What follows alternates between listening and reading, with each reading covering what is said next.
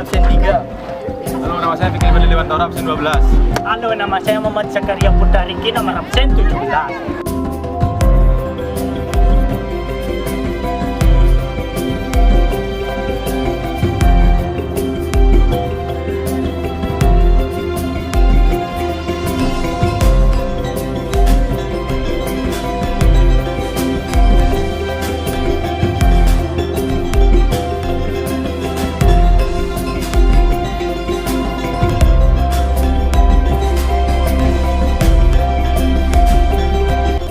Assalamualaikum warahmatullahi wabarakatuh.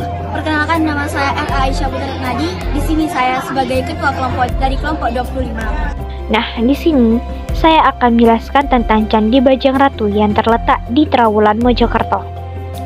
Candi Bajang Ratu dalam bahasa Jawa berarti raja atau bangsawan yang kecil atau kerdil. Nah, dari arti nama tersebut, gapura ini dikaitkan penduduk setempat dengan Raja Jayanegara atau Raja kedua Majapahit, dan tulisan dalam serat Pararaton ditambah legenda masyarakat. Disebutkan bahwa ketika dinobatkan menjadi raja, usia Jayanegara masih sangat muda atau bujang, sehingga diduga gapura ini kemudian diberi sebutan Ratu Bajang atau Bajang Ratu, yang berarti raja cilik. Jika berdasarkan legenda setempat, dipercaya bahwa ketika kecil Raja Jayanegara terjatuh di gapura ini dan mengakibatkan cacat pada tubuhnya, sehingga diberi nama Bajang Ratu atau Raja Cacat. Fungsi gapura Bajang Ratu ini diduga sebagai pintu masuk ke sebuah bangunan suci untuk memperingati wafatnya Raja Jayanegara yang dalam negara Kertagama disebut kembali ke dunia Wisnu 1328 Saka. Secara vertikal, bangunan ini mempunyai 3 bagian, kaki, tubuh, dan atap. Mempunyai semacam sayap dan pagar tembok di kedua sisi. Dilihat dari bentuknya gapura atau candi ini merupakan bangunan pintu gerbang tipe paduraksa atau gapura beratap. Secara fisik, keseluruhan candi ini terbuat dari batu bata merah, kecuali lantai tangga serta ambang pintu bawah dan atas yang dibuat dari batu andesit. Berdiri di ketinggian 41,49 meter di bawah permukaan laut. Museum Trawulan adalah museum arkeologi yang terletak di Trawulan, Mojokerto, Jawa Timur, Indonesia. Museum ini dibangun untuk menyimpan berbagai artefak dan temuan arkeologi yang ditemukan di sekitar Trawulan. Sejarah Museum Trawulan berkaitan erat dengan sejarah situs arkeologi Trawulan. Reruntuhan kota kuno di Trawulan ditemukan pada abad ke-19. Keperluan mendesak untuk mencegah penjajaran dan pencurian artefak dari situs Trawulan adalah alasan utama dibangunnya semacam gudang penyimpanan sederhana yang akhirnya berkembang menjadi Museum Trawulan.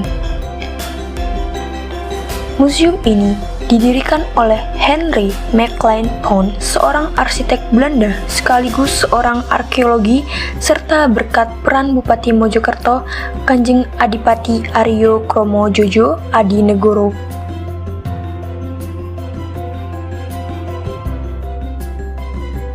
Assalamualaikum warahmatullahi wabarakatuh. Jadi kami sudah sampai di Museum Majapahit Trawulan, Mojokerto. Saya sebagai Felita Zara, absen 11, dan di samping saya ada Nurin Zautanita Ramadhani, absen 24. Jadi kami di sini ingin menjelaskan tentang patung Dua Rapala. Dua Rapala diletakkan di sisi kanan dan kiri pintu candi atau bangunan suci. Dua Rapala digambarkan berwujud raksasa, tangan kiri menggenggam dan tangan kanan membawa gada. Memakai upawita ular, anting-anting, jamang, gelang tangan, dan kain sebatas mata kaki. Posisinya ada yang berdiri dan ada juga yang jongkok. Fungsi arca ini sebagai penolak bala. Assalamualaikum warahmatullahi wabarakatuh. Di sini kami akan menjelaskan patung Camundi. Patung Camundi, arca wanita yang telah rusak dan dikelilingi 4 arca kecil ini, ditemukan di Desa Adimulyo, Karanglo, Malang. Arca ini berukuran panjang 150 cm, lebar 79 dan tinggi 124 cm. Pada bagian belakang arca ini terdapat inskripsi berangka tahun 1214. Caka menyebutkan bahwa arca ini bernama Camundi. Camundi yaitu aspek yang paling dahsyat dari Dewi Durga. Pentahbisan Camundi diresmikan setelah raja menaklukkan seluruh pulau. Arca ini diduga sebagai perwujudan Raja Kertanegara atas keberhasilannya dalam ekspedisi Pamelayu. Assalamualaikum warahmatullahi wabarakatuh. Kami dari kelompok 25, perkenalkan nama saya Aurensia Tamania Wardani, nomor absen 4 dari kelas 109. Perkenalkan, saya Erandika Bagasatria Putra, nomor absen 25 dari kelas 109. Kami akan menjelaskan Gajasura Samhara Murti dan akan dijelaskan terlebih dahulu oleh Rensi. Gajasura Samhara Murti merupakan sebuah iblis dalam wujud gajah yang dimana ia mengganggu mediasi para penganut Siwa dan menyebarkan kerusakan. Oleh karena itu, perbuatan Gajasura akhirnya Dewa Siwa membunuh Gajasura dan memakai kulitnya untuk menutupi seluruh tubuhnya sebagai tanda kemenangan Dewa Siwa. Assalamualaikum warahmatullahi wabarakatuh. Saya Vita Dwi Larasati. Di sini kami berdua ingin menjelaskan tentang patung Ardhanari. Citra-citra Ardhanari tertua berasal dari abad pertama Tarik Masehi, yakni zaman Kemaharajaan Kushana. Ikonografi Ardhanari dikembangkan dan disempurnakan pada zaman Kemaharajaan Gupta. Purana dan berbagai risalah ikonografi memuat keterangan tentang mitologi dan ikonografi Ardhanari. Meskipun Ardhanari merupakan ikonografi populer yang terdapat dalam banyak kuil Siwa di seluruh India, sedikit sekali kuil yang dibaktikan bagi dewata ini. Ardhanari merupakan lambang persatuan Dewa Siva dan istrinya Parvati. Oleh karena itu, ia diwujudkan setengah pria dan setengah wanita. Ardhanari digambarkan bertangan 4, dua tangan di belakang masing-masing membawa aksmala dan cemara, sedangkan yang lain berada di depan perut. Perkenalkan, nama saya Andika Saputra dari kelas 109 absen 3 dari kelompok 25. Saya akan menjelaskan tentang patung Narasimha.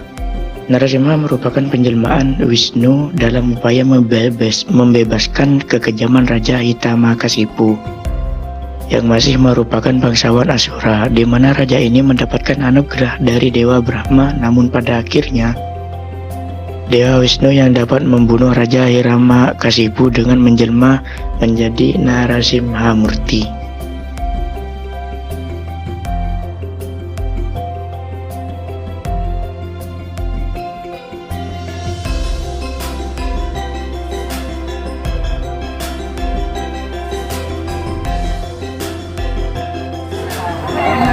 Assalamualaikum warahmatullahi wabarakatuh. Candi Brahu merupakan salah satu candi yang terletak di dalam kawasan situs arkeologi Trowulan, bekas ibu kota Majapahit. Tepatnya candi ini berada di Dukuh Jambu Mente, Desa Bejijong, Kecamatan Trowulan, Kabupaten Mojokerto, Jawa Timur, atau sekitar 2 km ke arah utara dari Jalan Raya Mojokerto, Jombang. Candi Brahu dibangun dengan batu bata merah, menghadap ke arah barat dan berukuran panjang sekitar 22,5 meter dengan lebar 18 meter dan berketinggian 20 meter. Candi Brahu dibangun dengan gaya dan kultur Buddha. Diperkirakan candi ini didirikan pada abad ke-15 Masehi. Meskipun masih terdapat perbedaan pendapat mengenai hal ini, ada yang mengatakan bahwa candi ini berusia jauh lebih tua daripada candi-candi lain di sekitar Trowulan. Nama candi ini yaitu Brahu diduga berasal dari kata Wanaru atau Warahu. Nama ini didapat dari sebutan sebuah bangunan suci yang disebut dalam prasasti Alasantam.